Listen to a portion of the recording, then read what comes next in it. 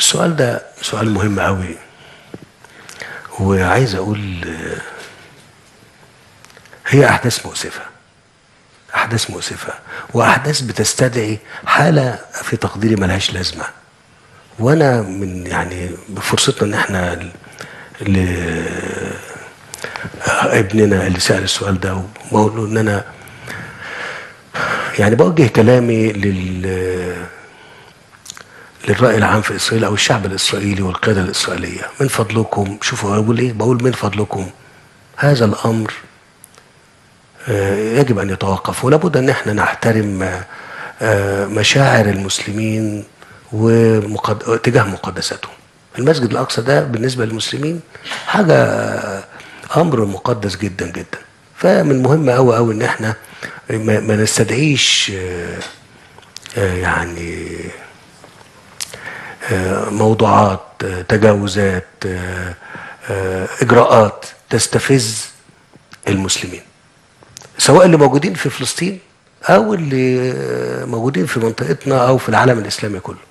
خلونا نحترم بعضنا البعض ونحافظ على مشاعر بعضنا البعض، وأرجو أن الإجراءات اللي موجودة اللي استفزت المسلمين في تجاه المسجد الأقصى من فضلكم.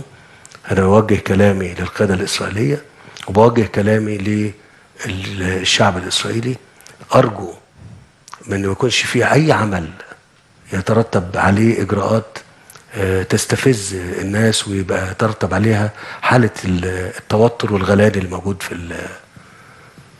في المنطقة. بالمناسبة احنا ما بنستغلش الأحداث ديت، ودي بقولها لكل المصريين، عشان نزايد ونقول بقى ان احنا حماة ومش لا لا لا. المواضيع بقت ما بتتعالجش بالطريقة ديت. المواضيع محتاجة انها تتعالج دايما بان احنا نفهم الاخرين بان احنا عايزين نعيش مع بعض، والموضوع ده موضوع مشترك احنا الاتنين نحافظ عليه. احنا الفلسطينيين نحافظ عليه والاسرائيليين يحافظوا عليه.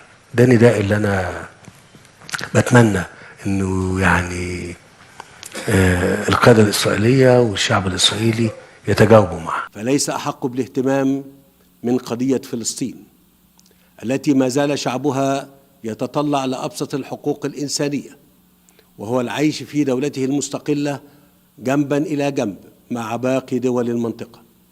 لقد استنزف الوصول إلى هذا الحق أجيالا، واستنفذ العديد من القرارات إلى حد بات يثقل الضمير الإنساني، ولا سبيل للتخلص من هذا العبء وفتح آفاق السلام والتعاون والعيش المشترك إلا بتحقيق الطموحات المشروعة للشعب الفلسطيني في إقامة دولته المستقلة وعاصمتها القدس الشرقية، لكي يعم السلام والأمن كل شعوب المنطقة.